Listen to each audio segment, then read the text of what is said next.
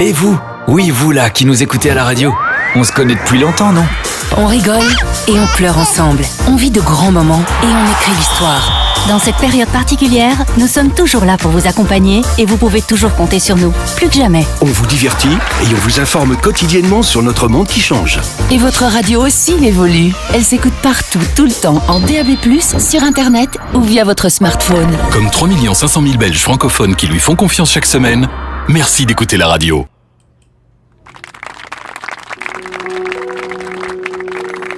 Bienvenue, chers frères et chères sœurs, à Radio Parole Vivante. Et aujourd'hui, nous allons faire la lecture d'aujourd'hui avec la grâce de Dieu. Et ceux qui ont une Bible, avec la miséricorde de Dieu, qui prennent le livre de l'Évangile Luc, chapitre 1, et versets 39 à 56. Amen. Et la parole, nous lisons la parole au nom du Père, du Fils et du Saint-Esprit. Et la parole de Dieu dit ainsi. En ces jours-là, Marie se mit en route.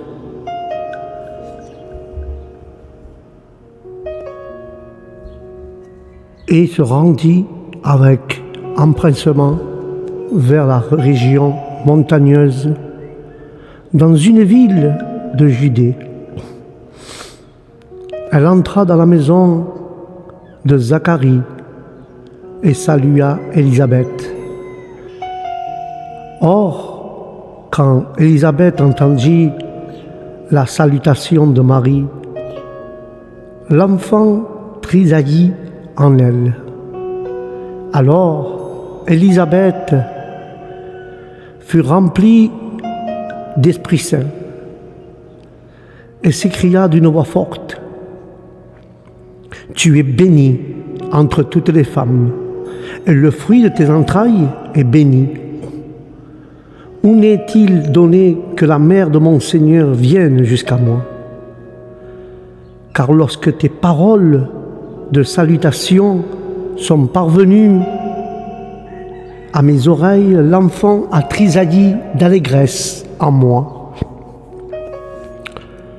Heureuses celles qui ont cru à l'accomplissement des paroles qui furent dites de la part du Seigneur.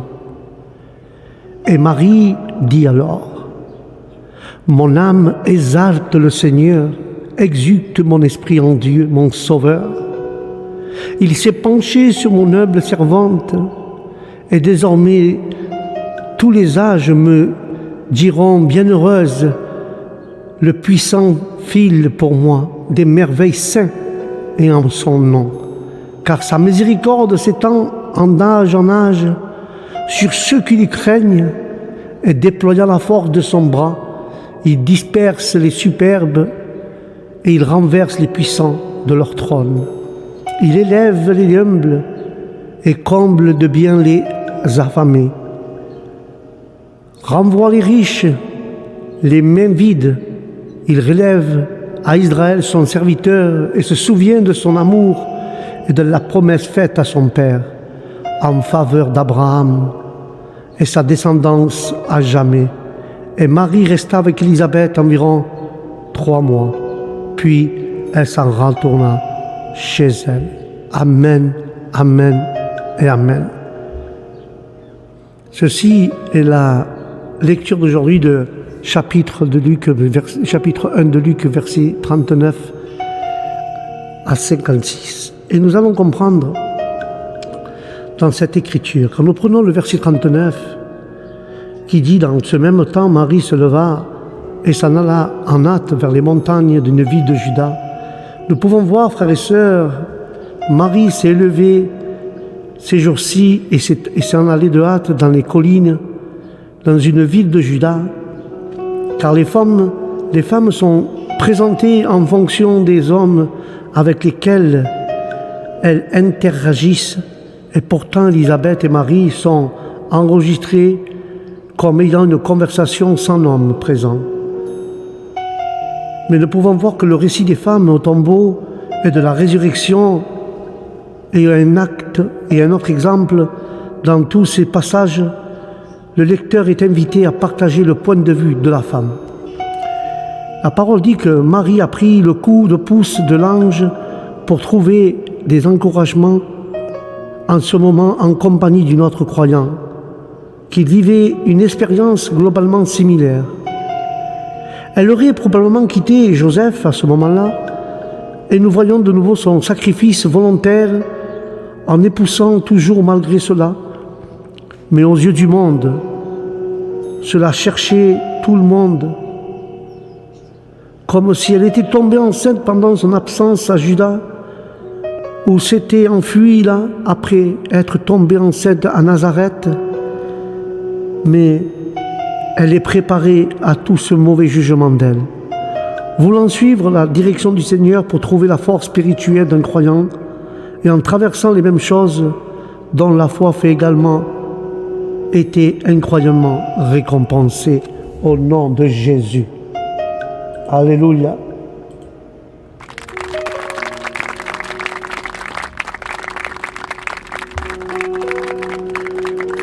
Et dans le verset 40, elle dit, elle entra dans la maison de Zacharie et elle salua Élisabeth.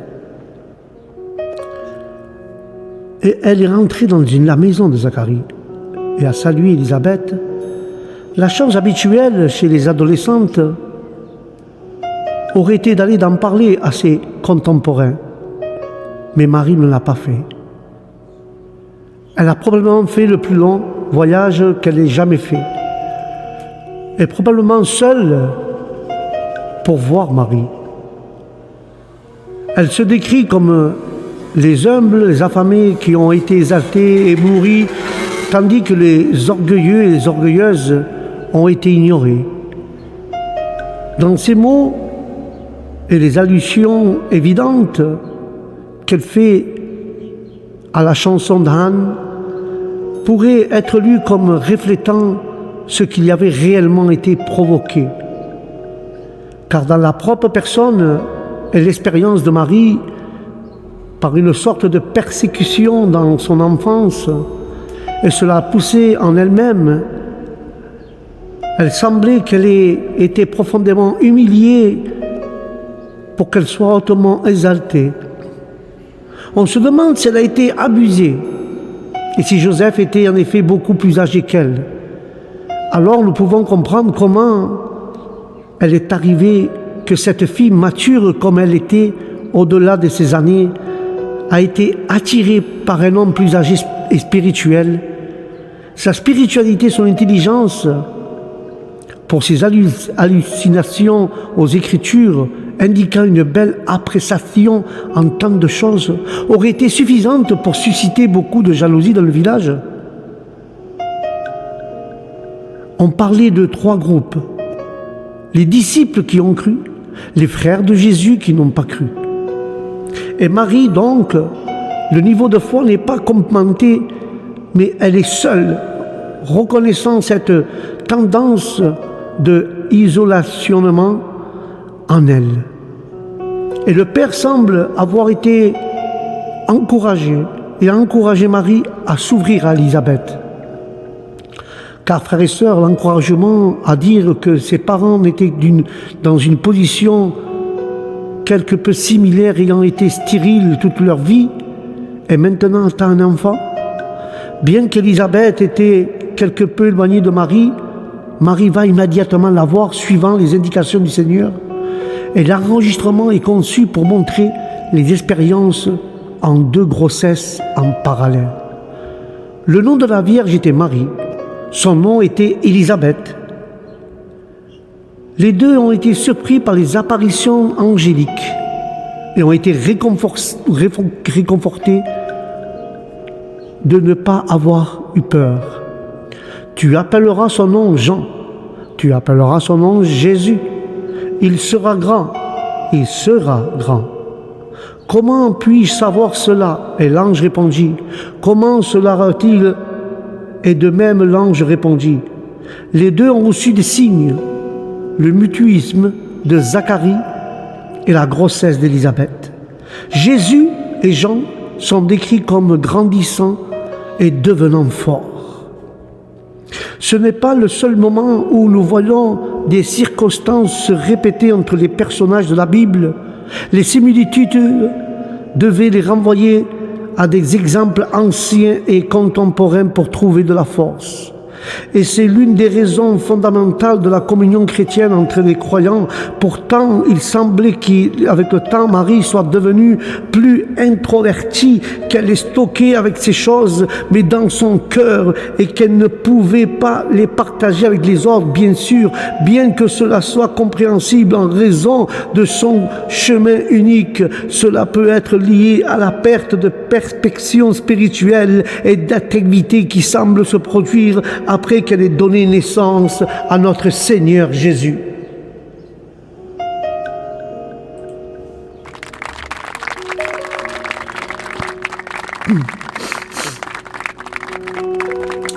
Et le verset 41 nous dit, dès qu'Élisabeth entendit la salutation de Marie, son enfant tressaillit dans son sein et elle fut remplie du Saint-Esprit. Alors là, il arriva, lorsqu'Élisabeth entendit Marie, que le bébé sauta dans son ventre et Élisabeth était remplie du Saint-Esprit. Les coups de pied habituels dans le ventre d'une maman a été déclenché par le fait qu'elle était remplie du Saint-Esprit, tout comme l'enfant à naître était rempli du Saint-Esprit dans le ventre de sa mère. Et cela est un bon argument biblique pour le mouvement de la pro-vie. Et quand nous voyons au verset 42, qu'elle s'écria d'une voix forte, « Tu es bénie entre les femmes, le fruit de tes entrailles est béni. » Et quand elle dit ça, elle éleva la voix avec un grand cri et dit, « Béni êtes-vous parmi les femmes, et béni est le fruit de votre ventre. » Et Élisabeth répète les mots et les idées de l'ange dans le chapitre, mais elle aurait réalisé que l'ange venait bien de Dieu et le même esprit parlait à travers d'Élisabeth comme à travers de l'ange. Nous voyons la douce grâce du Père en lui fournissant une confirmation après confirmation du chemin étrange et solitaire qu'elle a été conduite au nom de Jésus de Nazareth.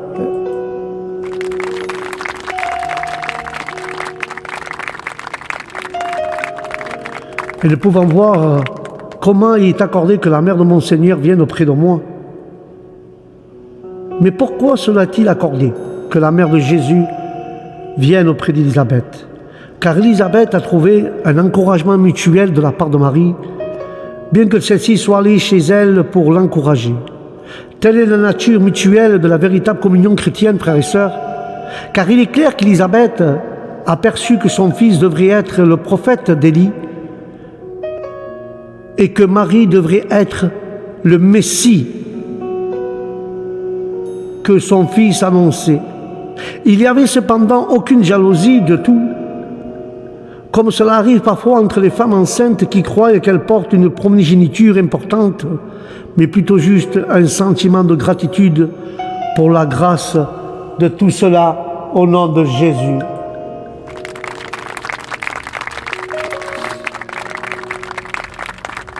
Et quand nous voyons, frères et sœurs, au 44, que voici aussitôt que la voix de la salutation a frappé mes oreilles, l'enfant a tressailli d'allégresse dans son sein. Le bébé a sauté dans son ventre d'Élisabeth de joie, aurait été accueilli par Marie avec le traditionnel shalom.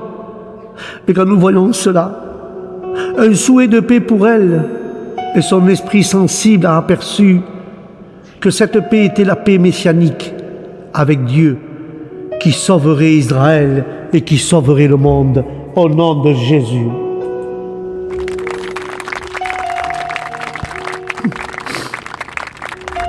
Puis au verset 45, il parle « Heureuses ceux qui ont cru, parce que les choses qui ont été dites de la part du Seigneur auront leur accomplissement. » Bénis tous ceux qui ont cru, car ils verront l'accomplissement des choses qui ont été dites du Seigneur. À ce stade, Marie a été une inspiration pour Paul dans son épreuve. Marie a été bénie pour avoir cru, parce que par conséquent, et par là, il y aurait un accomplissement des choses qui lui étaient dites. Sans sa foi, ces choses auraient-elles été comprises? Elle devait faire sa part, et c'est pourquoi elle a été appelée bénie. Elle a rendu possible la parole prophétique d'Isaïe 37. Le Seigneur a fondamentalement dit aux disciples d'aller dans le monde et prêcher, afin que les prophéties de repentance prêchées parmi toutes les nations se réalisent. La prédication de Paul au monde entier était également motivée par le désir d'accomplir la prophétie selon laquelle Christ serait une lumière pour les païens. Et dans le livre de Jonas, Jésus aurait fait inconsciemment allusion à la bénédiction de sa mère. Même après sa glorification, Marie a dû à maintes reprises raconter l'histoire d'Élisabeth à Jésus, et à sa mémoire a influencé la construction de sa phase. Même après sa glorification, cela donne une fenêtre sur la mesure dans laquelle nous serons toujours ce que nous sommes maintenant dans le royaume de Dieu, car la nature divine ne change pas totalement, que nous sommes ni influencés de nos parents sur nous. C'est un grand encouragement pour les parents qui influencent leurs enfants à être, seront et ceux qui seront éternellement, car Jésus a fait allusion à la mémoire de sa mère, même dans la nature divine. Amen, amen et amen. Puis Marie dit, mon âme exalte le Seigneur. Pour les allusions à la chanson d'Anan, Paul y fait allusion lorsqu'il utilise le même mot dans le livre des Grecs, Philippiens 1-2, Christ sera magnifié dans mon corps et dans mon âme. Il s'agit d'une allusion valable. Alors le Seigneur est une référence à Jésus. Dans le livre de Luc 1,43, Élisabeth venait de décrire Jésus comme mon Seigneur.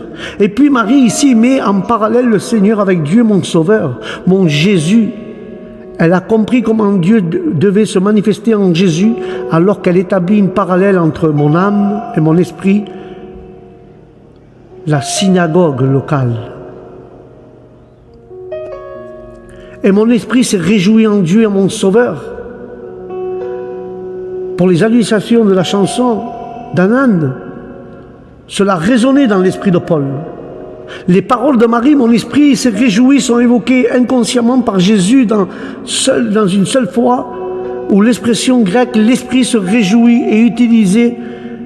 À cette heure-là, Jésus s'est réjoui en esprit et a remercié Dieu, les humbles, non les sages qui avaient été choisis, non, montrant exactement l'esprit des paroles de Marie, les paroles qu'elle lui avait probablement chantées dans la maison lorsqu'elle était enfant, inconsciemment. Et le Seigneur Jésus faisait allusion à l'attitude de Marie, sa mère. Telle était la relation Jésus-Marie. Luc fait ressortir cela dans son dossier, dans la relation qu'il établit. Marie a eu une influence même sur le Fils de Dieu, un certain encouragement pour tous les parents de ceux qui passent du temps avec leurs enfants, car à l'influence qu'ils ont au nom de Jésus de Nazareth.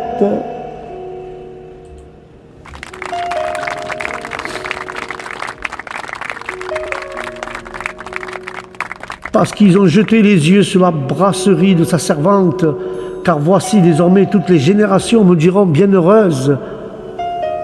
Ils ont regardé le faible étant de sa servante. Pour les allusions de la chanson d'Anan, les citations des allusions de Marie dans l'Ancien Testament proviennent presque toutes les 30 ans ou 40 ans, qu'il est presque certain qu'elle aurait été familière à certains des livres apocryphes liés à cette époque. Considérez la parole d'Esdras, où Sion parle comme une femme stérile. Dieu a entendu ta servante et a considéré ma misère, a considéré ma détresse et m'a donné un fils. Et elle le voyait clairement comme la représentante de Sion. Moïse a dit au peuple d'Israël que Dieu a fait grandes choses en vous, dans son ventre. Elle a estimé que Dieu avait aidé en tant que son serviteur Israël, faisant allusion à, il s'est souvenu de sa miséricorde envers Jacob, et à nous, Israël, le Fils devait être donné, mais en effet, il a été donné à Marie. Dieu a reconnu sa modestie, l'humilité, et il a exalté au-dessus de toutes les femmes, tout comme il ferait son fils parmi les hommes. Il n'a pas choisi une Jérusalem bien nantie, mais une pauvre adolescente pieds nus à Nazareth, méprisée.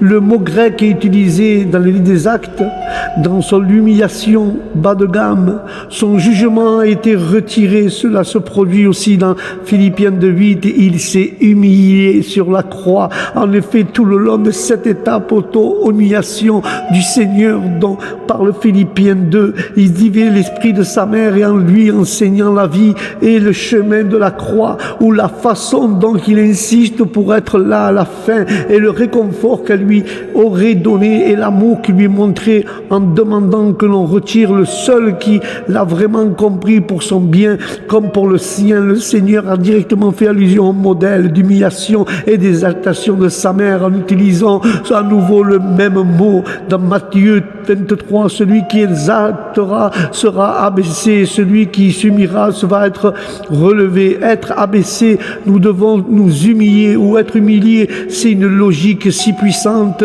sera exalté, ainsi que le Seigneur Jésus fait allusion aux paroles de la mère, de sa mère, afin de devenir et définir comme notre modèle. Quiconque, en portant lui-même, a montré l'obéissance ultime de son modèle dans la mort de la croix, et pour cela et bien d'autres raisons, l'Esprit du Seigneur était sur sa mère au moment de sa mort, et selon les psaumes messianiques, il demande même à Dieu d'avoir pitié de lui pour l'amour de Marie, au nom de Jésus.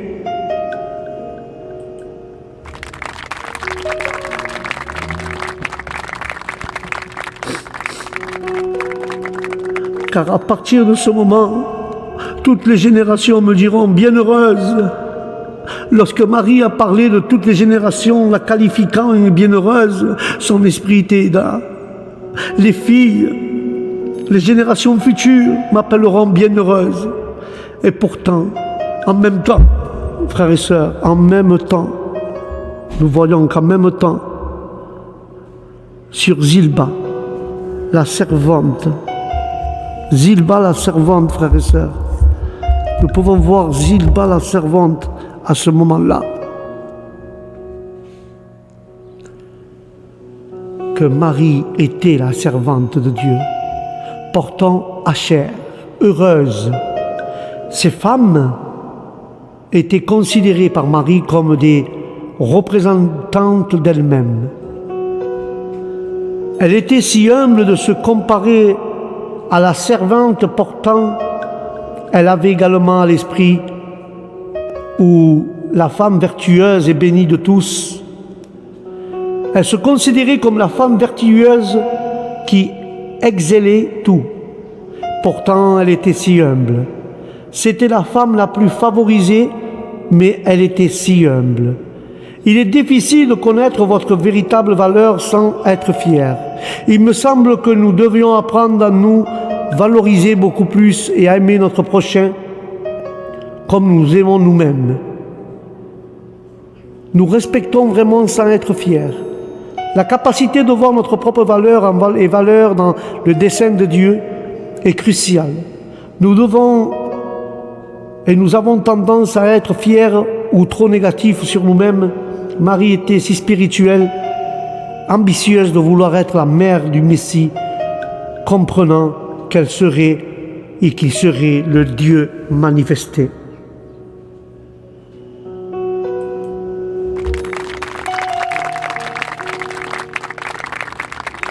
Marie a réalisé que son grand honneur était donné en réponse à son humilité, devait considérer son état bas.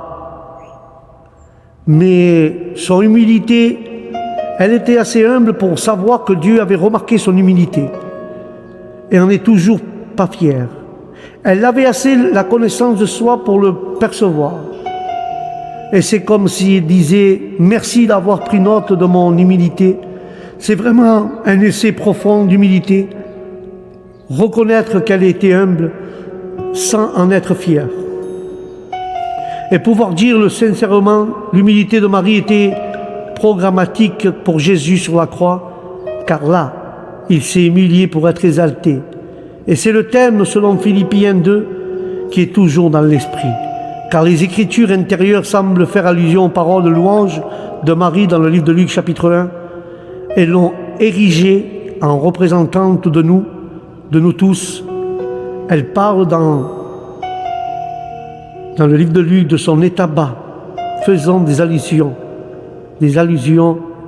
à qui nous décrit à tous de cette façon au nom de Jésus.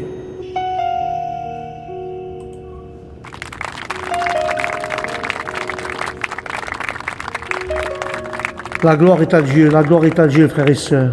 Et là, nous pouvons comprendre que Marie,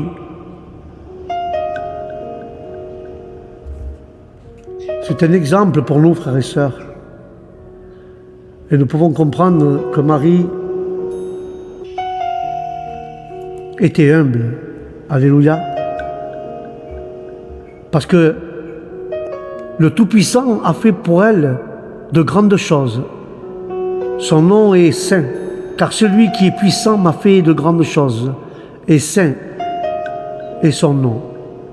Le Magnificat montre que Marie avait une juste appréciation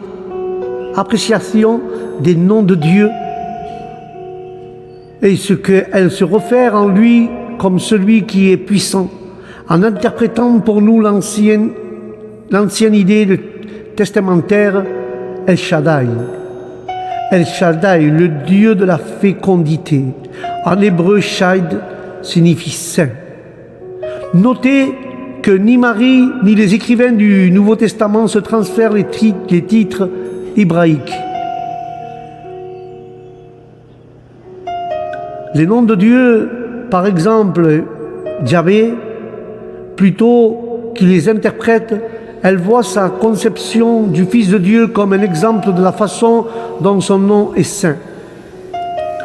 Le Seigneur lui-même prie que ton nom soit sanctifié et doit être mis en parallèle à la volonté du Père. Le nom de Dieu parle de ses actions parce qu'il est qui il est. Il articulera cela dans la façon dont il agit, et c'est pourquoi toutes ses actions sont compréhensibles et largement prévisibles en termes de caractéristiques de base qui correspondent et composent son nom. Car le nom n'est pas seulement un mot, un élément élixial, et Marie a compris tout cela, que le nom et le saint nom de Dieu, de Jéhovah, devait se manifester ultérieurement et surprenant et suprêmement dans le Fils qu'elle portait, car il est le point cumulant de la manifestation de Dieu, parce que saint est son nom. Elle portait une chose sainte qui manifestait ce nom.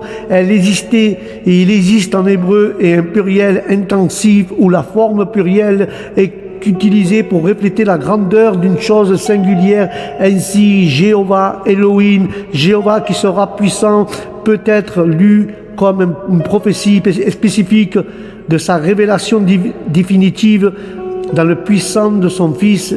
Elle pourrait-il que Marie ait ainsi tout cela? Pour ma part, je pense qu'elle l'a fait au nom de Jésus. Amen et Amen.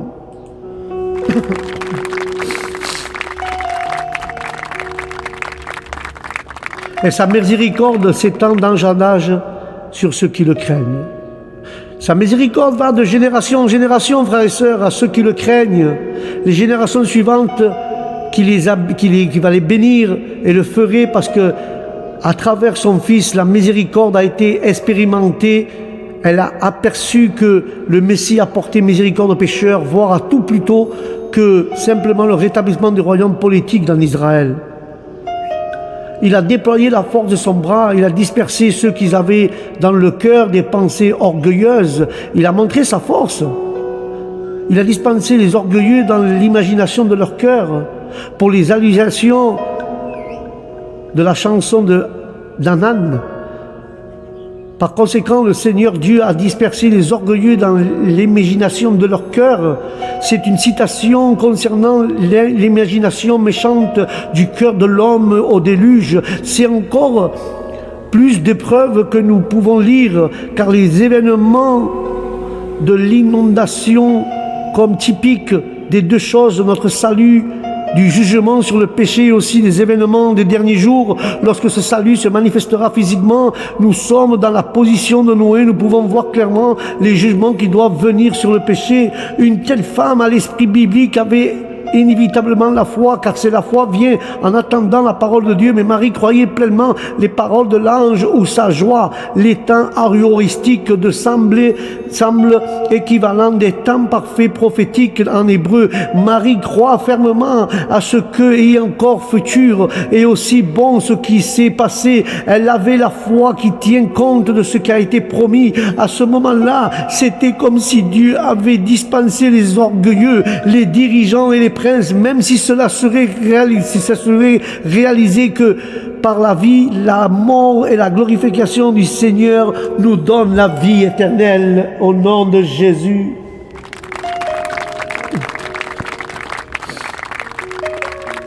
Il a renversé les puissants de leur trône et il les a élevés, les humbles. Il a abattu les princes de leur trône et les a exaltés dans la vie. Malgré toutes les perceptions spirituelles incontestables du Magnificat, elle n'avait pas une compréhension totale, pure, elle semble, de son allusion ici, le puissant être abattu de leur trône et humble exalté, qu'elle pensait que la prophétie d'Ézéchiel sur la restauration du royaume par le Messie avait été déjà accomplie dans sa conception de Jésus. Il ne se pourrait qu'elle soit si sûre que son enfant le ferait un jour qu'elle ait vu l'heure de la venue de celui qui est là, et celui qui est, c'est le droit. C'est comme étant là, et puis pourtant nous savons qu'il est en effet encore futur. De même, comment cela sera-t-il vu que je ne me connais pas d'homme, peut impliquer, bien que par nécessairement qu'elle n'ait pas compris les implications que le Messie doit être le résultat d'une naissance vierge. Pourtant, pour tout cela, elle avait toujours l'acceptabilité devant Dieu et l'ambition spirituelle requise pour être la mère du Messie. Marie aperçut l'importance de l'humilité, car son chant sur réjouissance est un poème consciemment arrangé par elle. Si en 2 strophes, cumulant chacune dans les termes de la basserie, l'exaltation, elle considérait l'humilité comme la véritable exaltation, et la sculpture de sa petite chanson reflète cela. Cela peut être préparer la chanson dans son esprit en descendant de Nazareth vers les collines de Judée pour rencontrer Élisabeth. Il y a un rythme établi pour les derniers mots des 4 lignes. Tovo narnek, agatonet, tabiovokavek et genutz.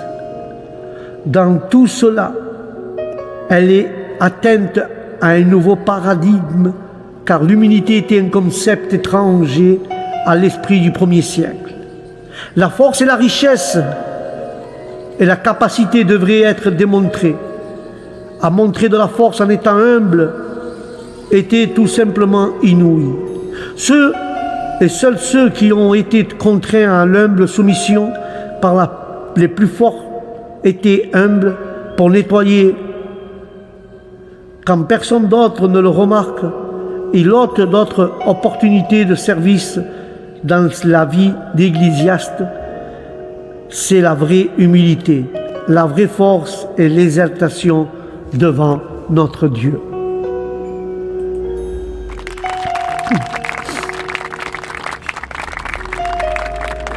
Il a rassasié de bien les affamés et les renvoyé les riches, les mêmes vides.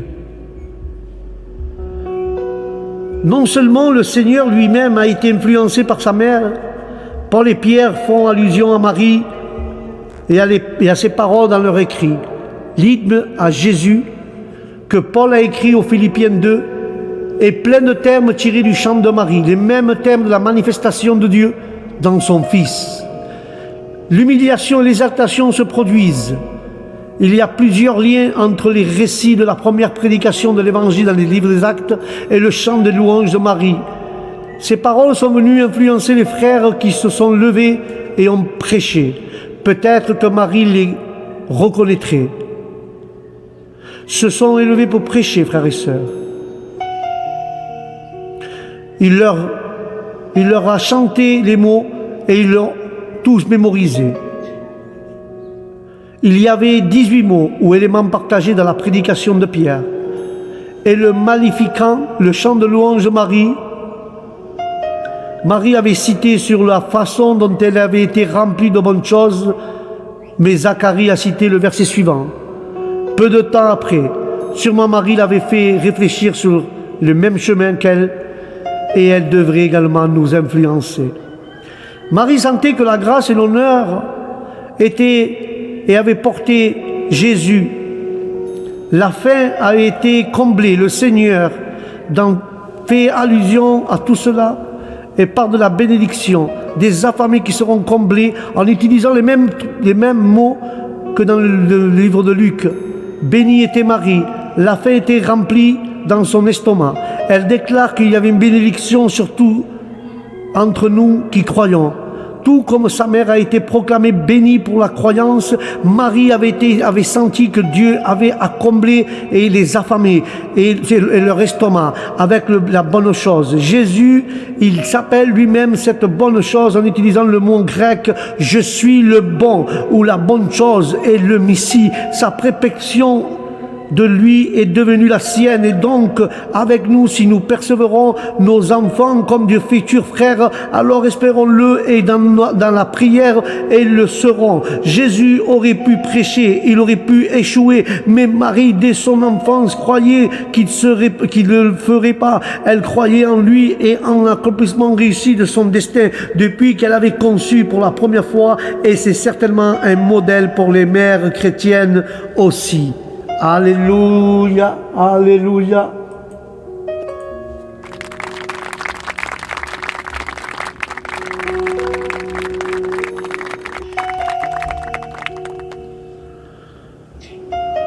Béni soit le nom de notre Seigneur.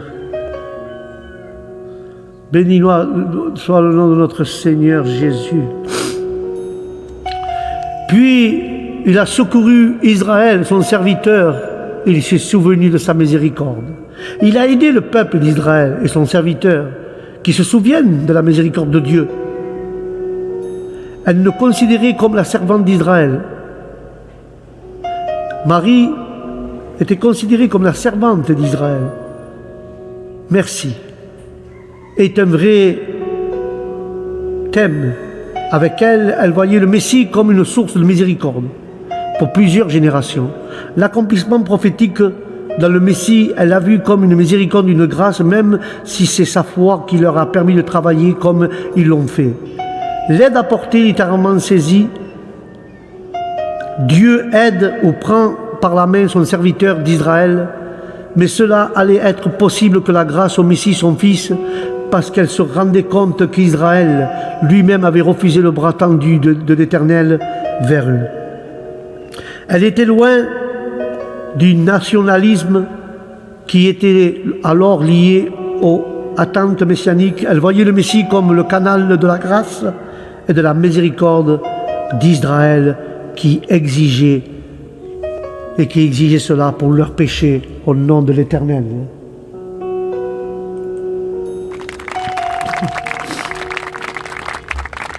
Et comme il avait dit à nos pères, envers Abraham et sa postérité pour toujours,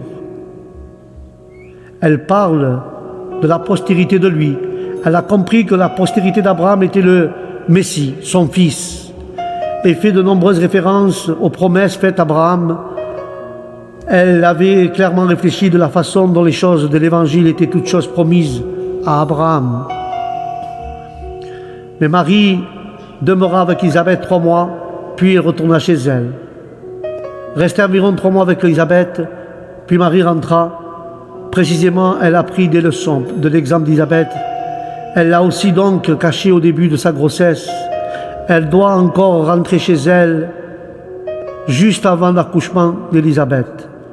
Cherchant à éviter le regard public en étant présente à la naissance de Jean, vraisemblablement à son retour qu'elle a été retrouvée avec un enfant, car la fin du premier trimestre de la grossesse lui aurait donné certaines preuves qu'elle avait été vraiment enceinte. Amen. Et je vais conclure avec cela, frères et sœurs. Nous devons courir sur les routes du monde. Et ma question est là. Pourquoi Marie court-elle sur les routes de Judée et monte-t-elle avec empressement jusqu'à Écaïn, un petit village situé juste à l'ouest de Jérusalem, au milieu de ces douces collines arborées? La ville sainte est à 2 pas, mais c'est pour Élisabeth que Marie est là. Marie est venue voir le miracle que Dieu a fait pour Élisabeth, et en retour, Élisabeth perçoit le miracle de Dieu pour Marie. Ces 2 femmes sont attirées l'une vers l'autre pour témoigner de leur joie. L'illustration de Marie est la nôtre. C'est la joie de chaque chrétien qui rend grâce pour tous les bienfaits reçus de notre Seigneur, au nom de Jésus. Car Dieu se souvient de nous, frères et sœurs. C'est-à-dire qu'il a un projet pour chacun de nous et que son peuple, son Église, la promesse du salut s'étend d'âge en âge, de génération en génération, et nous en sommes encore les bienheureux bénéficiaires dans nos moments de doute, dans nos moments d'abattement, dans l'avenir semble boucher. Nous sommes invités à revenir en arrière, à nous souvenir de la fidélité de Dieu qui renverse les puissances, les superbes, se rappeler le passé pour rouvrir l'avenir. Ainsi le peuple d'Israël se souvient de la génération en génération de la libération d'Égypte, du don de la loi malgré les souffrances de l'histoire. Cette mémoire est un point d'ancrage pour la foi. Elle nourrit la persévérance et la confiance. Dieu se souvient de nous, alors souvenons-nous de sa promesse, de la mémoire des bienfaits, et au cœur de la vie chrétienne, c'est le fondement de l'espérance, alors affermi par la mémoire des dons reçus, et nous pourrons, comme Marie, nous mettre en route et avancer pour proclamer les merveilles que Dieu fait dans chaque vie chrétienne et dans chaque église, au nom de l'Éternel. Amen, amen et amen.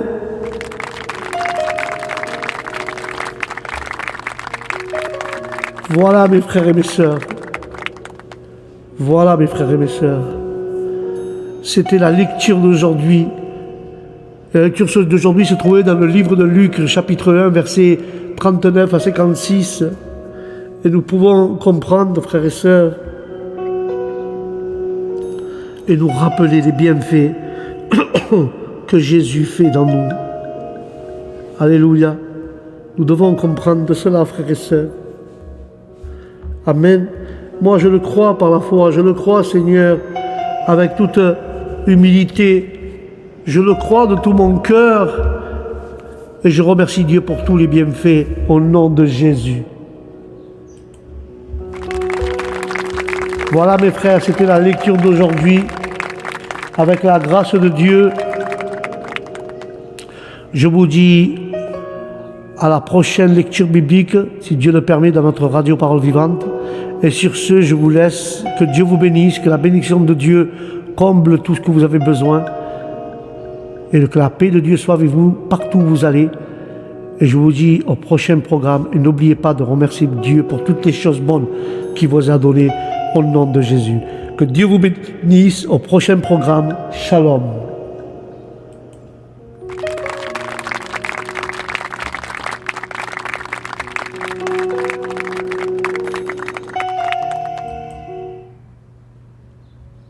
Et vous? Oui, vous là, qui nous écoutez à la radio. On se connaît depuis longtemps, non? On rigole et on pleure ensemble. On vit de grands moments et on écrit l'histoire. Dans cette période particulière, nous sommes toujours là pour vous accompagner et vous pouvez toujours compter sur nous, plus que jamais. On vous divertit et on vous informe quotidiennement sur notre monde qui change. Et votre radio aussi évolue. Elle s'écoute partout, tout le temps, en DAB+, sur Internet ou via votre smartphone. Comme 3 500 000 Belges francophones qui lui font confiance chaque semaine, merci d'écouter la radio.